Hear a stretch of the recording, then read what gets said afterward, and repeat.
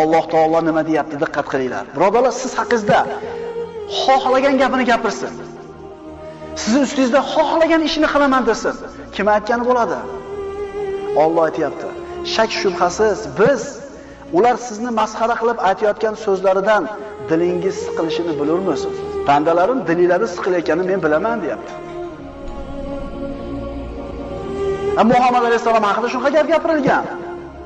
Ey Muhammad alayhisalom, bularni gapirayotgan gapidan qilayotgan ishidan sizni dilingiz siqilayotganligini men bilaman, deyapti. Endi nima qiling, deyapti. Xuddi shularga o'xshab borib gap qaytaring, ularga shu o'zlariga yarasha ish qiling yoki shu fe'liga yarasha fe'l qiling dedimi? Nima deyapti? Voy parvo qilmang, deyapti. Oyat davomini o'qiymiz.